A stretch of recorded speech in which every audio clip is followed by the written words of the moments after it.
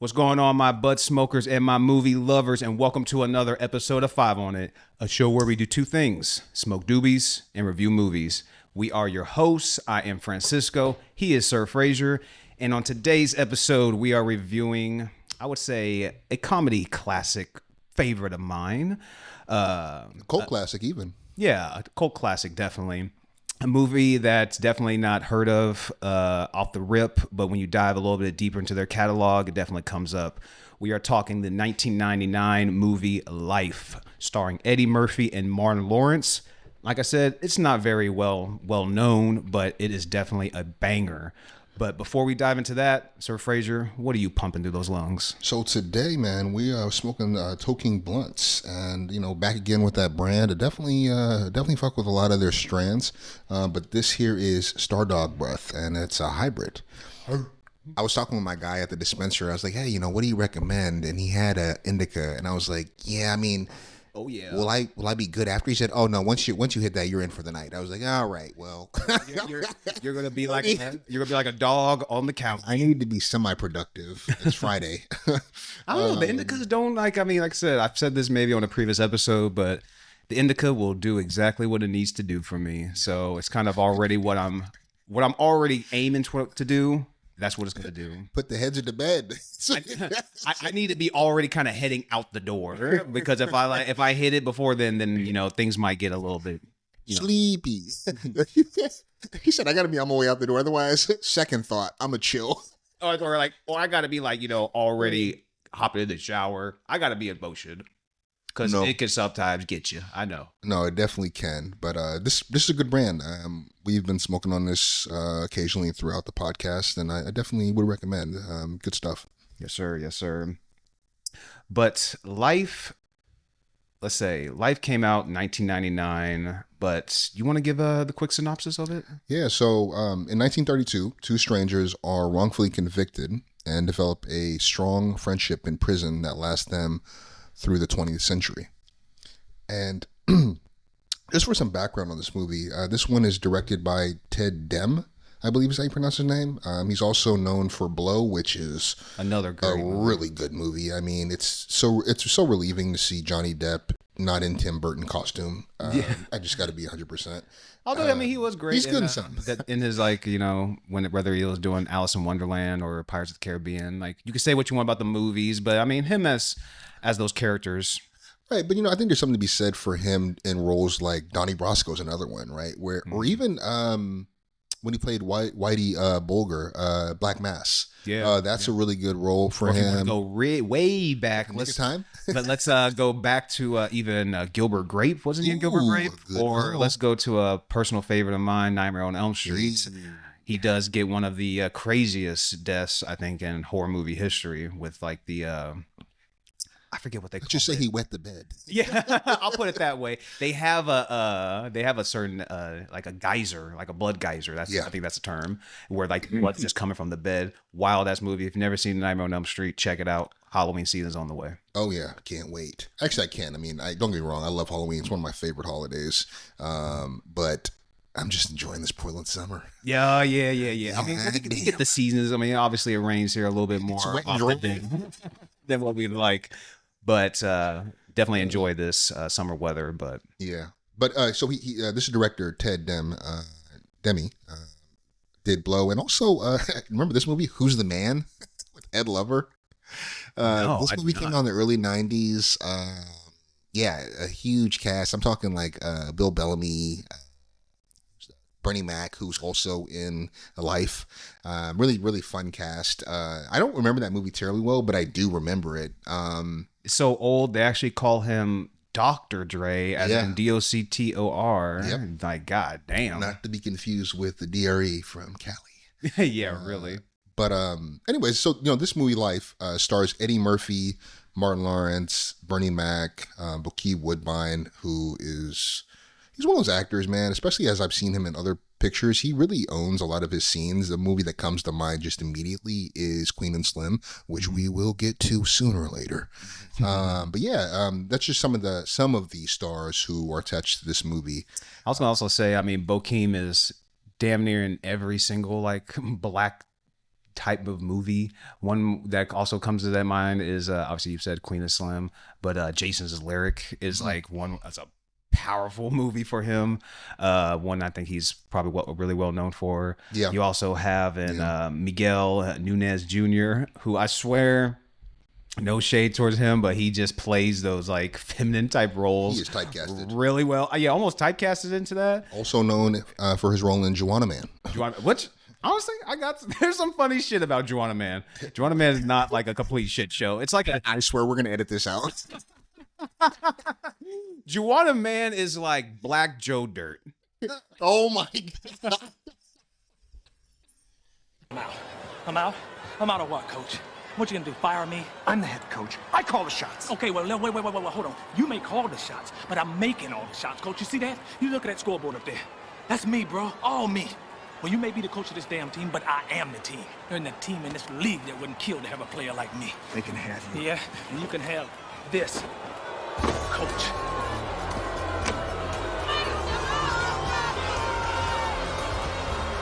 Yeah, boo you. You want something to boo about? You want something to boo about?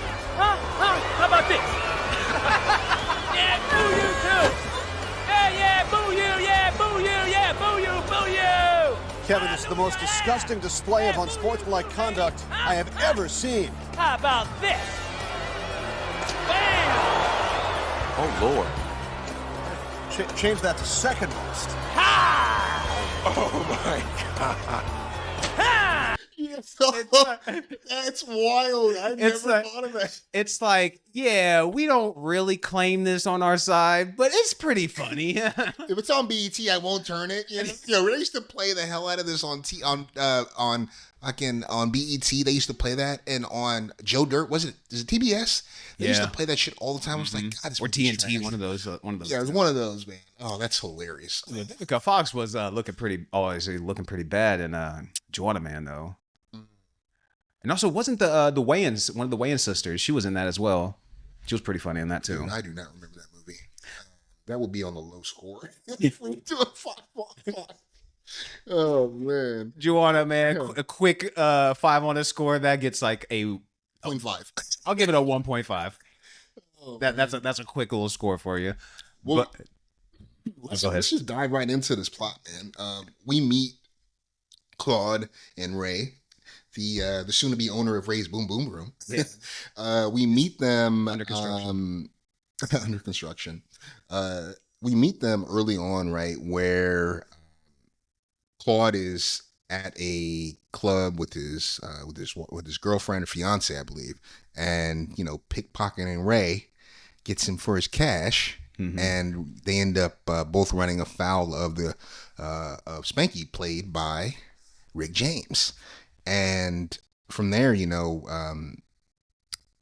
as these two are kind of at the mercy of Spanky, they basically make a deal that, hey, we'll run down to Mississippi, get you some of this moonshine, that hooch, some of that hooch.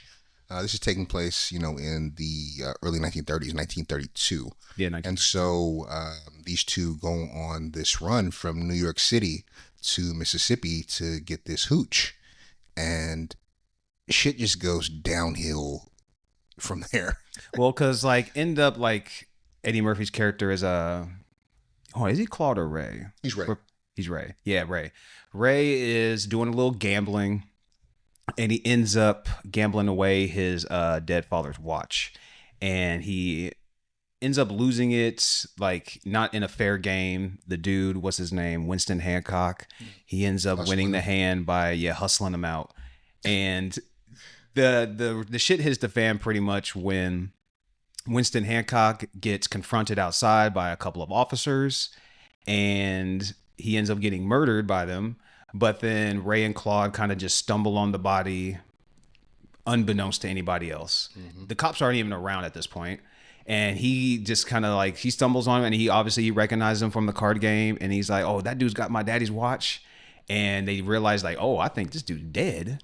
And that's when some, good old boys. Yeah, some good old boys, some little country bumpkins kind of stumble on and be like, I think that boy's dead.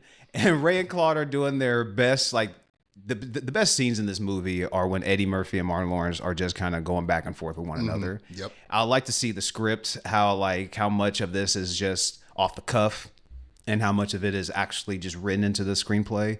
Yeah, But I'm curious too. but- How much did the director kind of have to rein them in versus just giving them free rein to just go just go off for the it. cuff? Yeah, I mean, because if you're making a comedy and you got two comedy giants, legends. I mean, Just I would legends. just be like, the screenplay's here to keep the plot on track. Yeah, it's the guardrails. Yeah, and when you have moments where it's just them two, and there's plenty of moments in this movie, which why I hold it in like a higher regard than probably a lot of other people do, is when you have these moments when it's just Eddie and Martin is fucking hilarious. And even when they stumble on this dead body and the good old boys show up, it's still pretty fucking funny.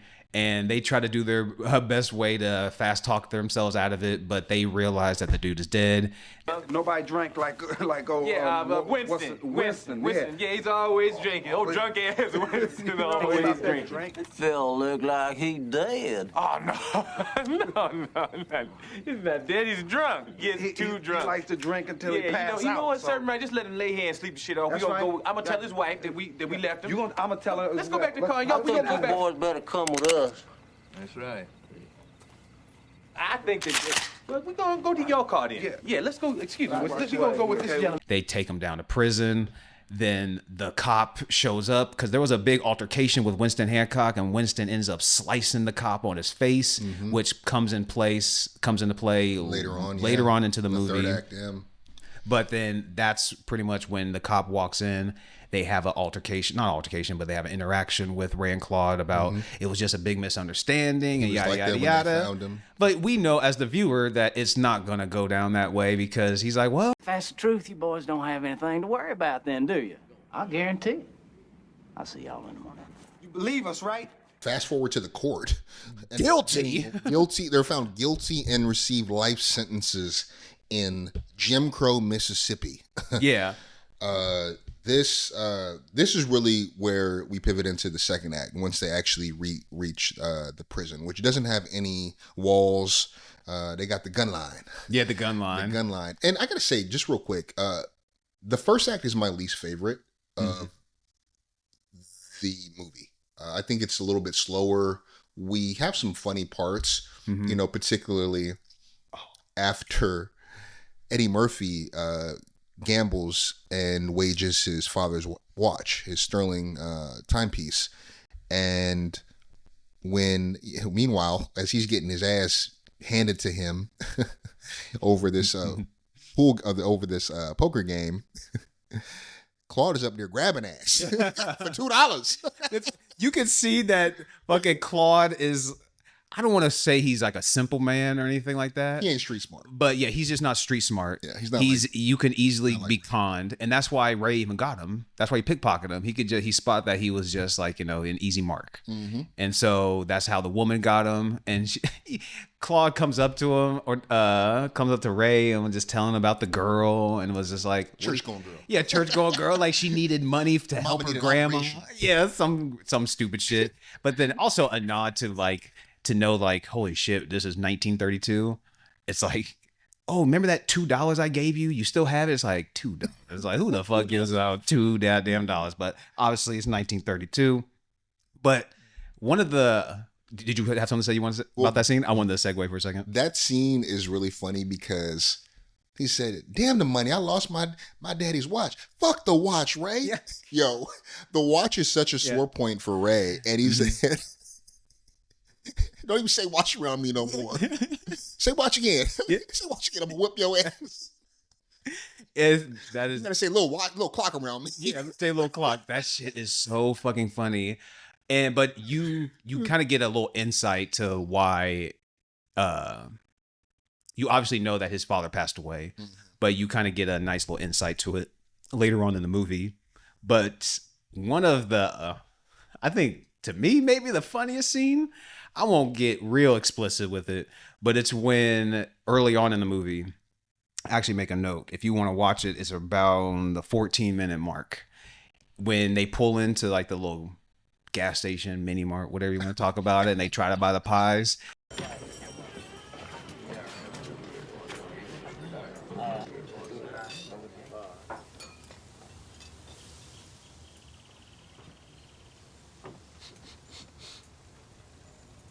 Smell that? Yeah, I smell something. Smells good, right? Yeah, you know, I think maybe we should go to another place. Our fiance ain't really very Are you kidding? Tell me you don't want one of these pies right here, right over here. Them pies look good, Carl, but I kind of lost my appetite when I came in here. My appetite just left. Good afternoon, Billy. We'd like some coffee and a couple of slices of pie. How do you know my name is Billy? Well, it says it right there on your shirt. If you boys can read so good, how come you... How about I turn y'all into some Negro pies? Oh, man, that scene is so wild. But I mean, you know, so once we get into Act 2, right, when we get to the prison, you know, we meet Sergeant Dillard and Hoppin' Bob, his little sycophant, like subordinate. And then, you know, we meet the whole cast of characters, everybody from Jangle Egg, played by Bernie Mac, Willie Long, Biscuit, Goldmouth, Radio. I mean, this whole crew is just wild. And then eventually, Bokeem comes in and he plays Can't Get Right. Right. Yep. But from this point on, like once they enter the prison, this is pretty much where like the rest of the movie is going to take place. It's going to take place in this prison. And I want to say there's no real like antagonist. Like it's not a person or anything. It's more like, the circumstances. Yeah, exactly. The prison is the antagonist. The time served, and like we know that these are two innocent men, and that in itself is like what they're working against. Because even like the warden and like the other his little sidekick, whatever, they're not really explicitly mean like in this movie. I want to say because even there's like a moment when Ray gathers up some women. And did they gather up some women or they have a visitation? Conjugal visits. And he ends up granting them a temporary license. Yeah, because like you only get conjugal visits if you're married. But he's like, well, I mean, I could grant you a temporary wedding license for a nominal fee. And of course, she just gives him like a couple of quarters or whatever the fuck it is. But obviously in that time, it's worth a lot. Yeah. And so like, I think that was a good scene to show that this dude is not like he is a ward in this prison. I'm sure he is like a mean guy, whatever, but he's not the antagonist of the story. Yeah, he's not. That's spot on. One of my favorite scenes in once they get to prison very early on, just to kind of take a step back to give you more context. So this movie is actually a story being retold by one of their fellow convicts, Willie Long, who was sentenced to prison when he was 13. He's been serving multiple life sentences. He's an institutionalized. He's an institutional man now.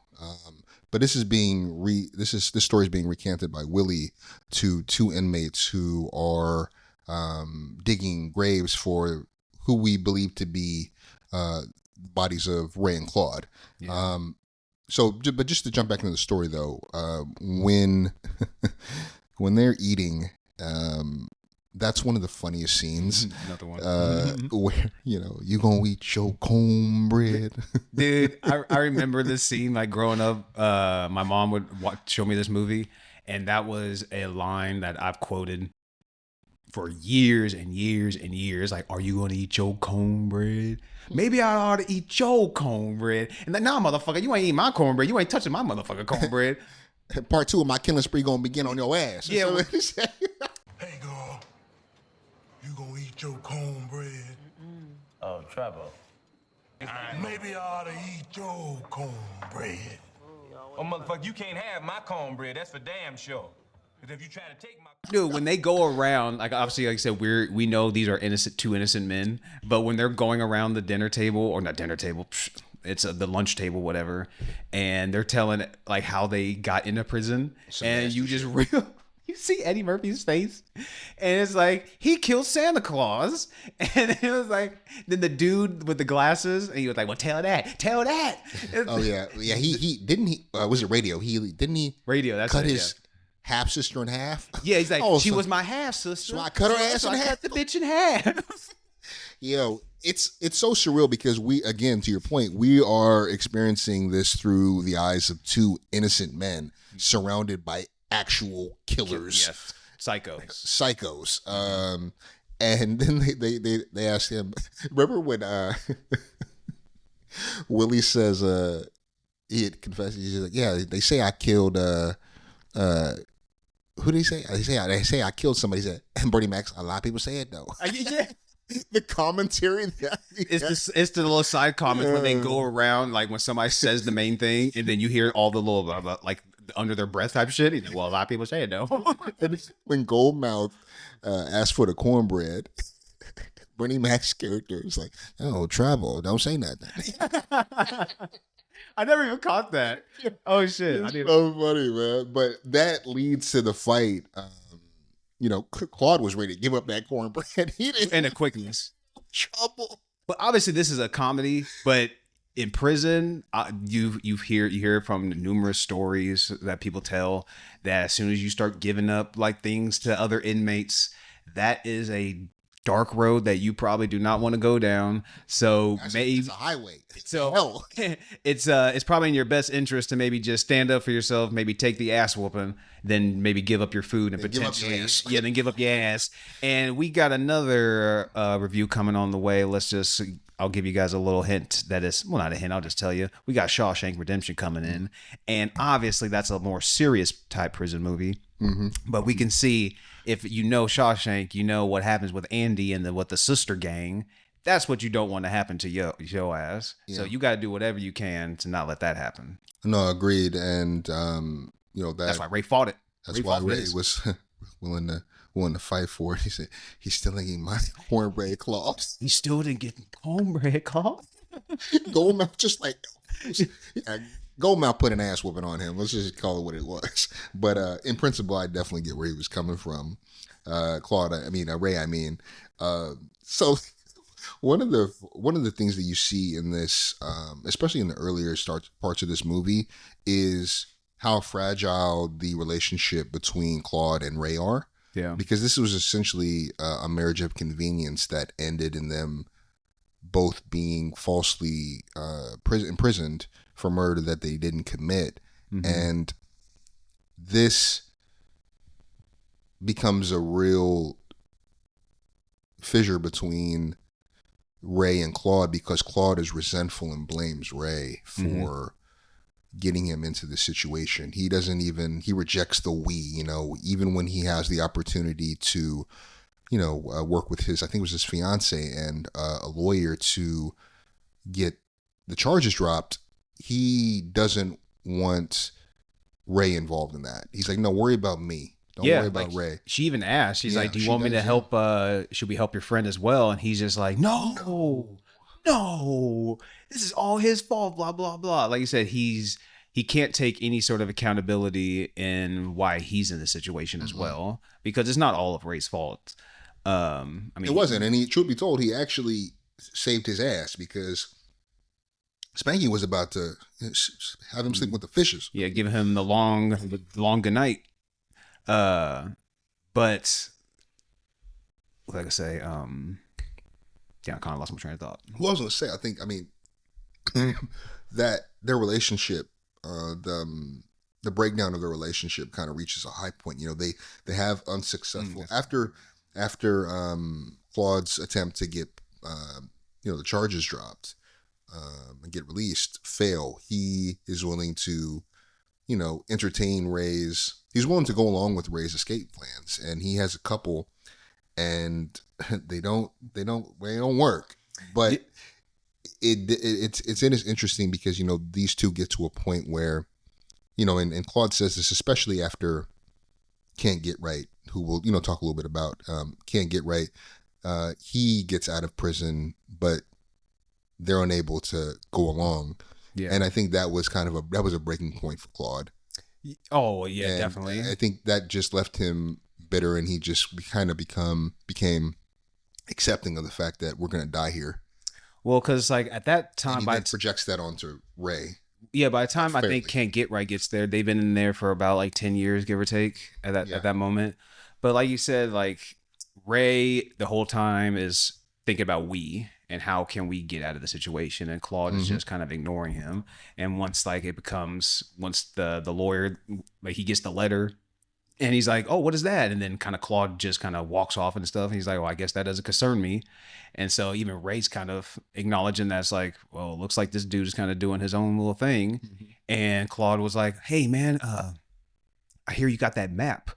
And if you got a plan, I want in. And he's like, oh, now you want in on all this we talk. You must have got some bad news in that letter back there. And so Ray's definitely calling him out on his shit. But they still, they still make a book for it because Ray still he's obviously pulling a little more weight in the friendship department. Yeah, he definitely is. And he even bats for Claude multiple times. But they make that hand-drawn map that he... You don't even realize. First, it's like you should have asked them where you got the damn map. Can I see the map? Yeah, or can I see it or something? Because it's already nighttime. They're out running and shit. The dogs are after them, and they come to a point where they're kind of catching their breath. Let me see that map.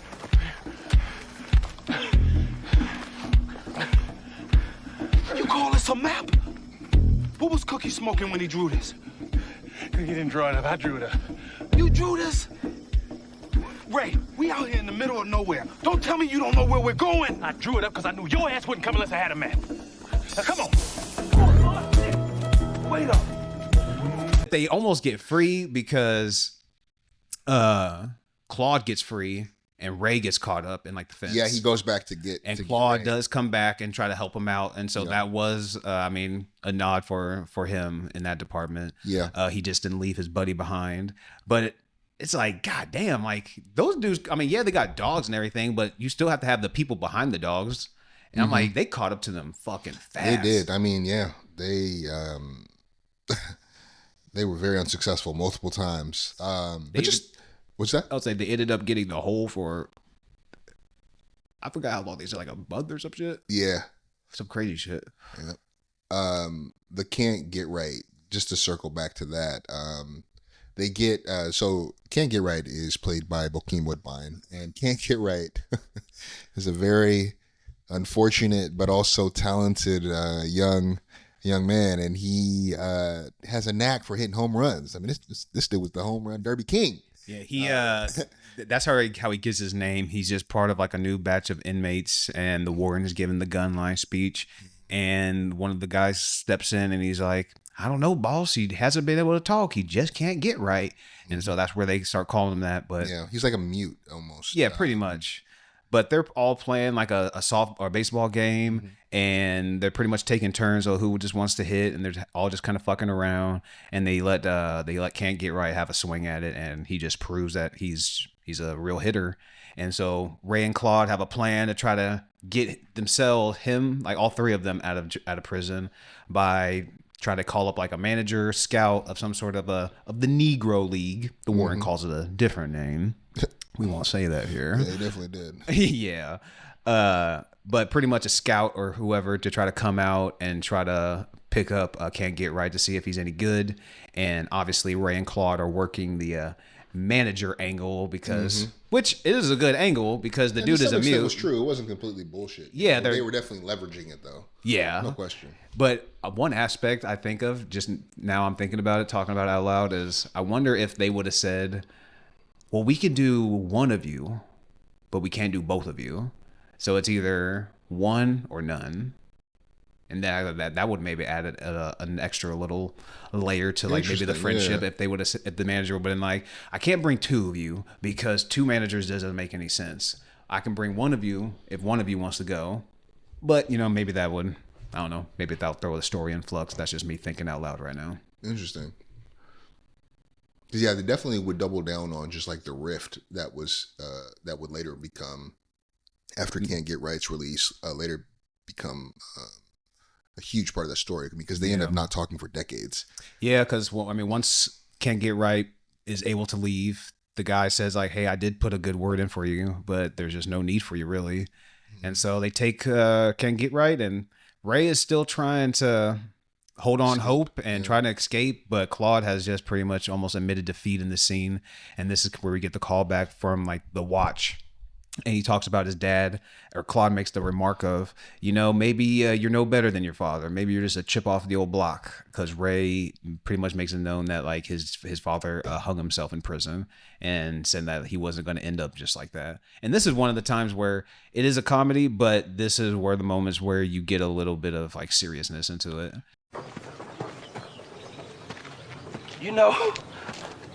I'm finally wrapping my mind around this whole concept. Oh, really? What concept is that? They threw us in this shithole for life, Ray. Don't you get it? We gonna die here. We might as well head up to the cemetery, pick a plot, and start digging. Now, let me tell you something. My daddy died in a place like this because of that shit you talking. He gave up hope and hung himself. And I ain't going out like that, Claude. Well, maybe you fooling yourself, Ray. Maybe you just a chip off the old block. Now, you gonna take that back or we ain't friends no more. Newsflash, Ray, we ain't never been friends. We just been stuck together for 12 years. It's been nothing but pure hell since the moment I ran into you, Ray. Every time I look at you, I get sick to my stomach, thinking what my life could have been if I never ever bumped into Ray Gibson. All right, boy, you better slow down, because you finna say something you gonna regret. You better just quiet down, nigga. The only thing I regret is the day I met you, Ray. Well, that's the way it is, huh? Yeah, that's the way it is. Well, I ain't got nothing else to say to your ass then. Thank you. I think this movie it's fair to categorize this as more of a dramedy because of the context and situation that they're forced to endure. Yeah, definitely. But I do think it heavily tilts more towards the comedy angle. But just the same, it's a really fun buddy dramedy. Yeah. Like 60, 40, 70, 30, something like that. Yeah. Comedy to drama. Yeah.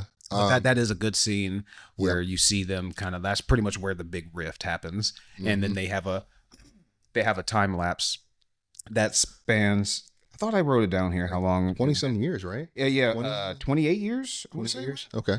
And also a nod to this movie is you don't see too much of it.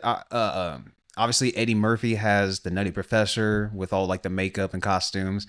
Yeah, Martin Lawrence has Big Mama's House, and even goes back to the Martin Show with the costumes and everything. Yeah, you get a little bit of that in this movie with the time jumps that they take. I want to say there's obviously they play them normal selves, and then they have a one-time jump where they throw on some makeup, and you could tell like they are noticeably older. And then by the end of the movie, you could tell they do some more makeup, and they are much, much older. But that is a good, I think it's still, rewatching this movie, it came out in 1999. I think it still holds up, at least in that department with the practical makeup and stuff. Well, one thing I definitely want to give a shout out, this movie was actually nominated at the Oscars for Best Makeup. Really? Yeah. I was surprised to read that. Go over here. Yeah, but to your point, I mean, they did a really great job of aging them. And, it's funny, too, because I was thinking about this, where these two men were in their career at that time. They worked together previously, because remember, they were in Boomerang together. Martin was one of his best friends. And Boomerang is a really, really fun, kind of more of a dramedy as well, actually. John Witherspoon's in that too, isn't he? Dramedy. John Witherspoon's in that too. John Witherspoon is in that. He plays David Alan Grier's father. Young Halle Berry, a relatively young Robin Givens, is also in that movie. It's a really fun, like I said, romantic dramedy. Really recommend seeing. The soundtrack is actually pretty dope too. But anyways, that's just a side note. So I guess we kind of get carried into Act 3 as their age, as they age significantly. There is one fun scene. I'm sure you want to talk about this when, a lot of these inmates now have started to die. Which was kind of a sad little scene. Yeah, it was definitely touching. Just kind of showing us the lapse over time and people who they fade away and everything. They fade away. But before we get to that point, there is a scene where they're a bit older, and this actually is what kind of breaks the ice and gets them talking again, is when Martin runs across the gun line to get to these fresh hot pies that this white neighbor, she must have been married to somebody who worked there, like the sergeant or something. Yeah, because she was really close to that prison. She was hella close. I'm talking not even a stone's throw. Yeah, if you could run to it like that fast. Yeah. So he might be living too close to a penitentiary. For real. But he ends up stealing the pie, and they make him stand on these beer bottles, which I'm sure was painful as hell for like 24 hours. Dude, I That love scene is good. I love how the narrator is just talking about how like, and every man has his breaking point, and Claude has found his, and it just cuts to whatever like little score that they use, like whatever like music or whatever that they play over it is pretty fucking funny. Just adds to the scene. But you see Claude just jumping over, dodging bullets and shit, trying to get to this pie, and you see it, and it is piping hot, burns the shit out of his mouth.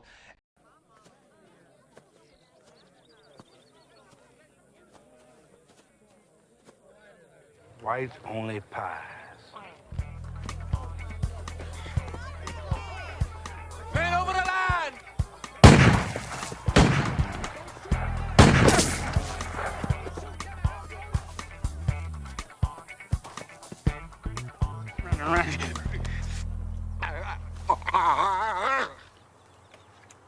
That boy went crazy. And obviously, when they get put on when Claude gets put on the bottles, the warden comes over. They give the warden some makeup too. He looks noticeably older, a little bit pudgier and shit. But he's like, Ray, I'm gonna give you the chance to be a free man. If Claude it lets even a toe off them bottles, I want you to shoot him dead, and I will walk you out that door or the front door myself. And he's like, Warden, you don't want to give me that gun because I'll liable to shoot you with it. And Warren just goes, that's the wrong answer. Next thing you know, they're both having to perform this balancing act on the bottles side by side. Claude says to Ray, he said, you're a fool. I'd have taken that deal. He's like, if you were a fool, I would have taken that deal. I would have pushed your ass off them balls and shot your ass, been halfway to New York by now. Don't think I owe you anything, Ray. That's like I said, this movie to me, it shines the most when it's just Martin and Eddie just doing their thing, riffing. Whether other people are in the scene or not, like the lunch scene with the inmates, or when it's just them two on the bottles, or them two trying to turn some white only pies into a couple Negro pies. It don't matter what it is. Like when it's these two together, this is when the movie shines the most. And this scene obviously gets the two characters talking again, and they start still trying to find a plan. At this, I kind of get what happens after this, because I think, don't they just get approached that they're getting transferred? Well, yeah, they end up. I mean, over the course of them basically having stamped up those bottles, that kind of brings like their reconciliation. Excuse me. And they kind of make amends, and next thing you know, they are being sent to superintendent's mansion for Ray's going to be doing mostly yard work, and Claude will be works inside and services helps clean the house and all that stuff. Were you gonna say that? Oh no, just listen. Yeah, I mean that this is where the kind of story kind of reach somewhat of a positive note, because they end up encountering Sheriff Warren Pike, the sheriff who basically framed them for murder and got them sent up for life. He is basically the new superintendent, and when they're out hunting, I don't know what the fuck they were hunting, pheasants or birds, I don't know, but ducks, something. They, we immediately recognize him because of the scar on his face. And Claude tells Ray, once he sees him, that's him. I know it's him. And he, during this hunt, pulls out Ray's father's watch, and that's the giveaway, right? Mm-hmm. And it's the tune that it plays. Yep. Mm-hmm. And Ray gets the drop on him and gets a hold of the shotgun. And thankfully, the current superintendent, when he hears that this man had set both of them up, he ends up killing him as Pike is about to shoot Ray. Well, like as soon as he gets the drop, because they're having like a little back and forth, because he's asking him like, where'd you get the watch and everything, and then he's just like, this man stole my daddy's watch, and he has the superintendent points the gun at Ray, and he's talking to the dude on the floor, Pike, and he's just like, is there any truth to this? And he's like, what the difference make? And this dude is played by R.L. Ermey, the dude that's been in a Full Metal Jacket. He's been in Toy Story. Yeah, he was the voice in Toy Story as like the army dude. He's the crazy old guy in Texas Chainsaw Massacre. So he's a well-known actor. But he's just like, what the difference does it make? At least the state of Mississippi got it like 20 or 40. No, it's not Some 20. free labor out of For 40 some odd good years labor out of it. And after that, that's when Ray just pretty much just had enough. But Claude kind of grabs the gun, and Claude is just kind of keeping him from trying to shoot him. They're having a little tussle, but then luckily the superintendent can see that he's about to pull out, the dude on the ground is about to pull out his gun and shoot Claude and Ray, and he just plops him. He kills them, and he covers for Ray and Claude. He realizes what actually happened, that they've been robbed for 40 years. Yeah, well, because as soon as the dude, you said his name is Pike. Pike was the sheriff who framed them. Yeah, okay. I just want to make sure I'm getting his name right. He just confessed to it, obviously. Basically, yeah. And so like, he definitely did. He confessed to like all like to the murder that he did those years ago, and he's about to do another one. So even when the superintendent is like talking to the cop, and he's like, oh, I think they bought it and everything. He's like, you don't have to call me boss anymore. I'm not your boss. And it's obviously he was just like so just strucken by this and taken back that somebody could do that to like these innocent people. Yeah. And he ends up dying, having a heart attack that night because he was going to process the paperwork to make them free men, but ends up having a heart attack that night. So technically Ray and Claude are still in jail. They're still in prison. They get sent to like pretty much like almost like an old minimum security. It's basically a hospital. Yeah, it's for imprisoned elderly. Yeah, for imprisoned elderly or people that are just like ailments. Receiving like treatment for an injuries or whatever. Because you see a young guy, but he has like a patch on his neck or some shit like that. Yeah, some of them are mentally ill. Yeah. Some of them, yeah. Yeah, one dude's butt ass naked. Yeah. Was it Lou? He's like, no, one more Jello. Oh my god. Yo, I was gonna say, just to back up for a second though, there's a really good scene between Claude and the superintendent, Wilkins, the one who they are actually helping day to day. When Dexter says to Claude, how long you been here? 40 years? He said, my God, he said, it's a long time. He said, even longer when you're innocent. He's a long time even for murder, and he's like, even longer when you're innocent. Yeah. And Dexter says, most of the men in this prison claim they're innocent. Don't you find that a little funny? And he says to him, you have to forgive me if I don't laugh. And I think that's a reflection also of like the racial dynamic too. Yeah. Right. And I thought that was like that definitely was a highlight line for me. Because it's like we have been with them throughout this whole journey, but then when you hear the 40 years, it just adds another level of just gravity to what these men have experienced. Yeah.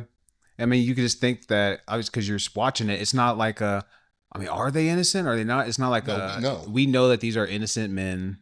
And so you like, and it's like we said, it leans more in the comedy aspect, but you just got to think that, man, being locked up for that long, this time of year, that like in Mississippi, like in the South, like holy shit, man, like it's a tough pill to swallow, especially when they get confronted and they're about to become free men, even at that old age, and then they get locked up again, even if it is minimum security, you don't have your freedom. Yeah, because Dexter was going to literally pardon them the next day, and then he dies on the toilet. Yeah. Literally. Put like some Elvis shit. Yeah. And so from there, Ray and Claude are, as you said, sent to the minimum security. And I love the scene where they're playing cards. And you know how they smuggle that in there, right? Up the ass. Daddy, don't know. 2 Percodan, baby. There you go. Give me what you got. I'll raise you. Oh, yo, what the fuck are those? It helps keep the cholesterol down. Yo, old man, do I look like I give a damn about my cholesterol right now? Come on now. You want a bump, G? No, I don't want none of that shit. That's right. I wouldn't put that in my nose if I was you. You know how they get in here, don't you? Tell them how to get in. People smuggle it in their ass. Say what? I ain't lying on the truth. I know the motherfucker they bring it in here. That come out somebody's asshole, so go on and enjoy. I mean, another great scene is when we kind of get towards the end of the movie. You're Ray and Claude. That's not Ray and Claude. Claude just has a plan, and Ray is just sitting there on the bed, just watching him. And he's just like, "I know you got something." He's like, "I ain't got nothing, Ray." He's like, "I know you got a plan." So they're like, why you bothered by me just looking at you? Why can't I just look at you and wonder what you got up your sleeve? Yo, they're like some old bitter like fighting couple. Like that's like how that scene translates. They're sleeping in their separate beds in the same room of the superintendent's house, and they're just like going back and forth. What you looking at, Ray?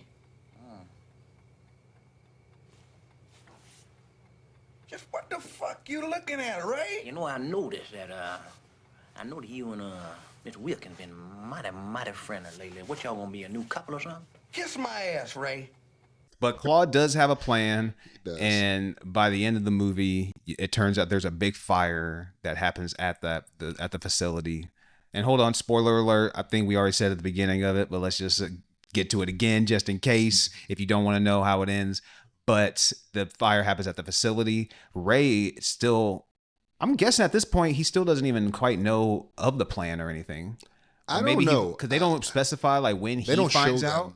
Talking about it, but I think that it was a plan because he goes back in there. Yeah, he goes back in. I think that was planned. And then that's when like they do the plan kind of gets. I had to kind of rewind a couple of times because I'm like when you kind of get into it, it's like how the fuck did they get all these bodies?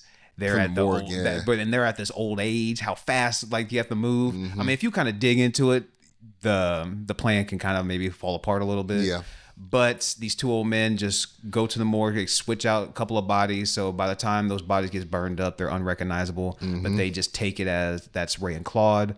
And you cut back to the beginning of the movie when it's the two inmates burying who they think is Ray and Claude. And the guy in the wheelchair is telling the story. And he's like, "No, I never told you the plan didn't work." And he's like, wait. So you're telling me that these two bodies aren't Ray and Claude? And that's when he kind of just gives her that little creepy old man laugh and just starts wheeling off on his own. Yep. Which, I mean, just go catch up to him and try to figure it out. Hold up now. Yeah, hold up now. Where are you going, man? But it's that story. You're rolling on dirt right now. You're not going to go too far. You've been digging this damn grave for hours. We need you to tell me what the hell happened here. You're going to need to tell me who the fuck we're burying right now. But then it cuts to Ray and Claude at a Yankees game. And obviously they finally got their freedom. Yeah. And it was a gratifying ending, man, because these men had even at the old age, just fucked over. It was crazy.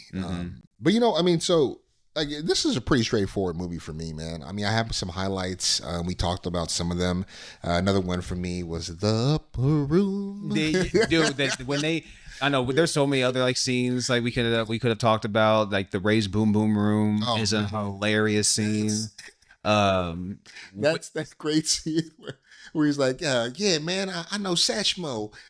And Claude's like, hey, man, I don't want to hear that bullshit. And everybody's like, shut your ass up. Go to bed. And also, like, I won't go into, like, I don't really have too many cons. I'll see if you have any. But, like, one thing I can't point out is when Can't Get Right's character gets introduced, you also get introduced to the pretty much this Colonel Sanders looking motherfucker.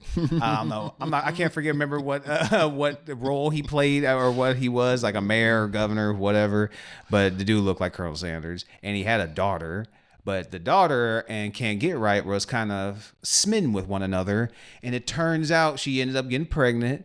And it's Can't Get Right's baby. But then the hilarious scene is whoever that dude is holding the baby up to each person, trying to figure out. Inmate. And then each inmate's pretty much like, I'm claiming I'm the daddy. Django Lade's like, I'm the pappy.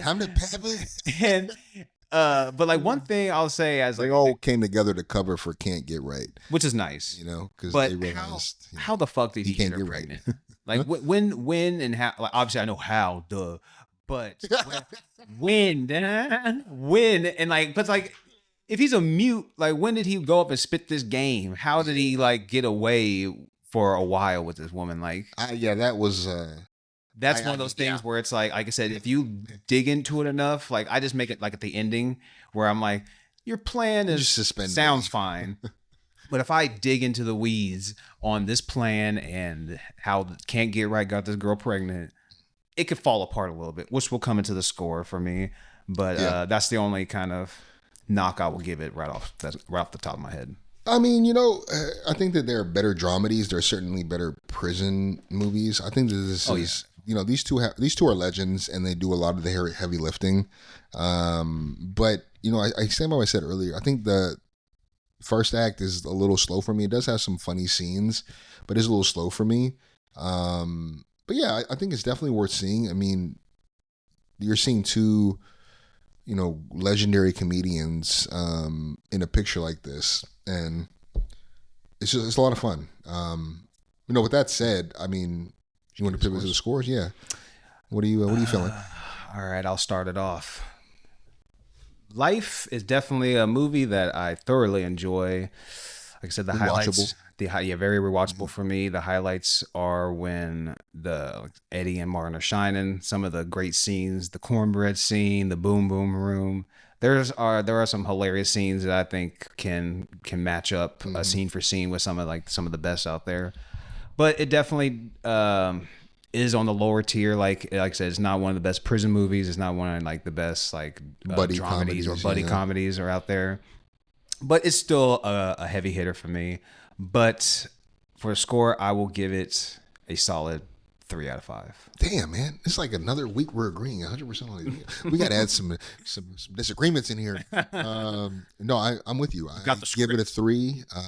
I don't want to repeat, but I definitely agree with what you were saying. I think that it does a really good job, especially when Martin and Eddie Murphy are kind of alone or in their own scenes. They go the way that, they really play off of each other's comedy very well. So I definitely think it's worth seeing. It's very rewatchable. But yeah, check this movie out. Sometimes I'm surprised by how many people, just kind of talking with folks, as we were preparing for this review, a lot of people haven't seen this movie. Some of them hadn't even heard of it. Yeah, exactly. I guess it was a bit of a sleeper in '99, but I mean, I just remember, these two legends coming together, like, hey, shit, yeah, this is going to be funny as hell. I don't think it was, I didn't look up exactly how much money it made. It definitely, I don't think it made over its budget. The numbers that I saw, I think it was, they had 80 million and they hit barely 73 million. So you didn't even hit your budget, let alone like the marketing, whatever they put in marketing and all that stuff. So, but I mean, it is, like I said, it is on like the lower tier for Eddie Murphy and Martin Lawrence movies for me. But the scenes in this movie are classic for me, and that will bump it up. That's what keeps it a solid 3. Yeah. It can't get into those like 4s or 5s, obviously, but if you haven't seen Life, I think you should definitely check it out. At least watch it on YouTube and check out just the scenes from it, because those scenes are fucking hilarious. But if you want more context, watch the movie. Yep. All right. Well, there you have it. Thank you for joining us for another week on 5 On It podcast. We'll catch y'all next time. Peace.